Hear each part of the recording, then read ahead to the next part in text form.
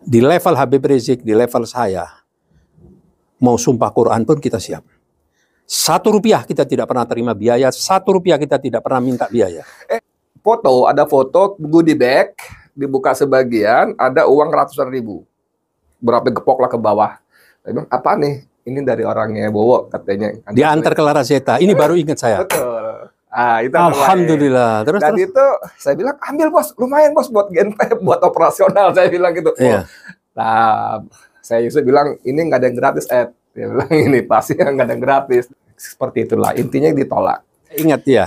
Iya, karena datang dia bawa kiriman, saya tanya ini apa, ada bingkisan titipan, bla bla bla. Saya bilang coba buka. Saya mau tahu apa ini barang atau apa kan? Ternyata ini. Saya bilang, loh, kenapa ini? Iya benar dari Prabowo. Saya kan telepon Pak Prabowo. Oh, jangan, ya udah. Saya bilang, tolong jangan nilai saya dengan harga ini. Saya bilang, kita tolak. Karena keumatan ini setiap mengadakan apa-apa memang nggak punya duit, nggak ada sponsor. Kita saling bahu membahu. Antum juga sama lah, iya kan? Bawa makanan, bawa ini. Itu pun sampai betul, sampai saya ancam, satu orang pun bendahara kalau terima duit dari orang politik, berhenti dari panitia.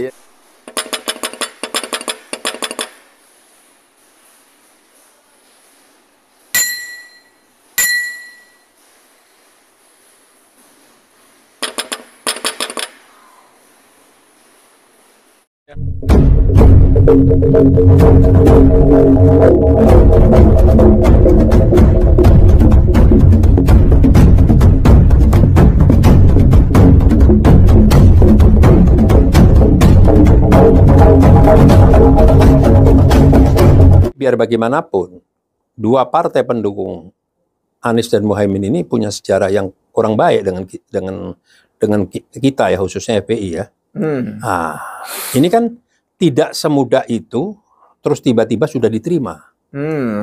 Waktu diangkat Muhaimin diangkat sebagai calon wakil presiden, bergejolak di organisasi. Karena apa? Di antaranya PKB ikut, teriak, bubarkan FPI dan lain sebagainya. Jadi, nah inilah yang perlu dipahami oleh perlu dipahami dan perlu dibaca suasana kebatinan kami ini oleh siapa? Oleh si calon presiden, oleh dua partai. Apa yang harus dilakukan oleh calon presiden? Harus berani bicara kepada dua calon partai. Dua partai yang mendukung. Nah, ketua umum dan pimpinan di dua partai ini harus bisa menertibkan orang-orangnya. Jangan salah bicara, jangan belepotan bicara. Ya kan? Nah, karena apa? Dulu semua mereka teriak. Bukan hanya cuman masalah pembubaran FPI, masalah kilometer 50, ya kan?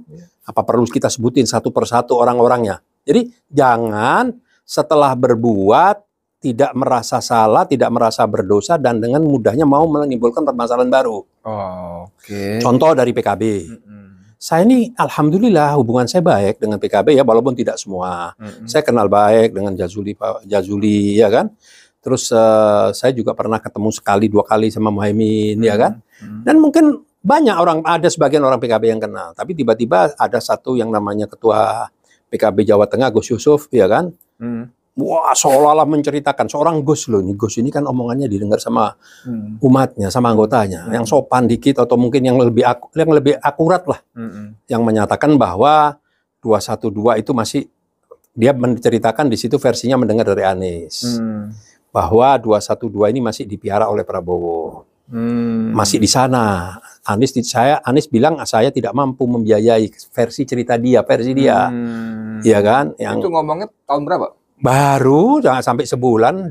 Baru banget ya? Baru banget, setelah Muhaimin dia angkat menjadi cawapres. Nah, ini kan jadi apa? Pertanyaan saya atau pertanyaan masyarakat jadi bertanya-tanya, ini PKB mau menang apa mau main-main? Kalau PKB hanya mencari popularitas untuk naikkan perolehan suaranya parlemennya, ya itu lain lagi. Tapi kalau mau menaikkan parlemennya, perolehan parlemen dan suaranya mau memenangkan pilpres, nggak boleh ada orang yang disakitin. Jadi kesalahan kemarin dia belum minta maaf, ini bikin salah baru. Yang saya khawatirkan berikutnya masih ada lagi. Ini yang saya khawatirkan. Karena apa? Kita sampai hari ini masih menahan diri. Contoh seperti hari ini saya bicara di depan Bang Edi. Saya nggak bakal maki-maki. Tapi saya mengajak Gus Yusuf, ayo duduk bertiga. Saya, Gus Yusuf, sama Anies. Ya, betul, kita duduk, gitu. Saya diem, silakan Gus Yusuf yang cerita. Benar atau tidak? Kalau benar ada yang menyatakan begitu, kita putuskan saat itu kita akan berikan dukungan atau tidak. Tapi kalau tidak, silahkan Gus Yusuf minta maaf sama Anies sama yang lain. Iya kan? Jadi kan ya contoh seperti kejadian Menteri Agama yang menyatakan kalau pilih Amin bid'ah. Itu urusan internal. Kita nggak masalah.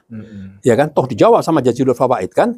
Ya kan, gamblang, tegas jawab. Kagum saya itu. Sama-sama orang PKB-nya. Iya. Tapi ini kan orang luar yang dipukul. 212 yang dipukul. 212 salah apa sama PKB? Nggak pernah ngerecokin PKB, nggak pernah ganggu PKB, nggak pernah bohongin PKB. Dan tolong Gus Yusuf saya kasih tahu, di level Habib Rizik, di level saya, mau sumpah Quran pun kita siap. Rp1 kita tidak pernah terima biaya, Rp1 kita tidak pernah minta biaya. Sebentar. Untuk memberikan dukungan, termasuk Bang Edi Mulyadi. Sebentar. Ini menjadi menarik. Waktu saya boleh jadi bagian dari yang bersaksi, karena waktu kita persiapan Istimewa Ulama, ya kan? Bahkan dari yang pertama di Hotel Peninsula, ya kan? Saya wakil ketua panitia. Yang pertama. Oh iya. Berikutnya saya jadi sekretaris SC. Nah, itu kan kita sebagai ketua pelaksana sekali penanggung jawab kan sering press conference bareng segala macam. Nah, beliau ini di sebelah saya duduk tiba-tiba nunjukin ini WA. Saya baca, saya bilang nggak ngerti. Masa nggak ngerti? Ini menjelang press conference. Jadi intinya bahwa nganter duit.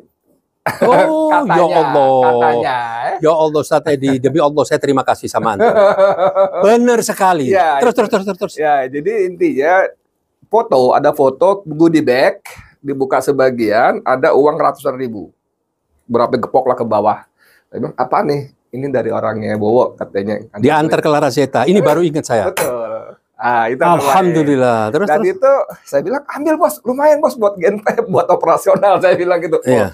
Nah, saya Yusuf bilang, ini nggak ada yang gratis, Ed. Dia bilang, ini pasti nggak ada yang gratis. Dan waktu itu, menurut cerita saya Yusuf, karena saya janji sama beliau di lantai 2, beliau ketemu di lantai 3, beliau ketemu di lantai 2. Beda lantai aja, di Laraseta. Lalu saya Yusuf bilang, ini benar dari Prabowo. Benar dari Prabowo. Saya telepon, jangan, gitu kan. Nah, jadi seperti itulah, intinya ditolak. Subhanallah. Demi Allah saya tidak ada merekayasa dengan Bang Edi, nggak ada. Saya ingat dia. Iya, karena datang dia bawa kiriman, saya tanya ini apa, ada bingkisan titipan, bla bla bla. Saya bilang coba buka. Saya mau tahu apa ini, barang atau apa kan? Ternyata ini. Saya bilang, loh, kenapa ini? Iya benar dari Prabowo. Saya kan telepon Pak Prabowo. Jangan, udah. Saya bilang, tolong jangan nilai saya dengan harga ini. Saya bilang. Kita tolak. Karena keumatan ini setiap mengadakan apa-apa memang nggak punya duit, nggak ada sponsor. Kita saling bahu-membahu, antum juga sama lah. Iya kan? Bawa makanan, bawa ini. Itu pun sampai saya ancam, satu orang pun bendahara kalau terima duit dari orang politik, berhenti dari panitia. Alhamdulillah, terima kasih Bu. Jadi lanjut lagi. Terima kasih. Makanya kan saya suka karena sakit hati gitu loh. Bukannya kita ini bukan orang kaya, tidak. Semua orang mau duit. Iya kan, tapi kan ada cara dan ada hal lain yang bisa kita cari lah dari sumber yang berbeda lah, kurang lebih begitulah. Iya kan. Nah, apalagi kalau kita bicara Habib Rizik, kalau itu udah mesti yang offeringnya mungkin udah triliun itu kan, tapi nggak pernah tembus. Makanya kan simpel gini aja lah Ustaz tadi. Orang yang menawarkan diri jadi relawan berebut, baik perorangan, kelompok, organisasi, sampai ke ormas, purnawirawan, semuanya, ya kan. Tapi kan kita yang berbeda, kita tidak. Nah, kalau seandainya kita ini mudah dibeli, mungkin sudah dibayar duluan dari awal. Kalau dibilang suara kita nggak ada, astagfirullahaladzim, mimpi lah. Mimpi bisa menang tanpa suara dari kita itu mimpi. Confirm, saya berani jamin.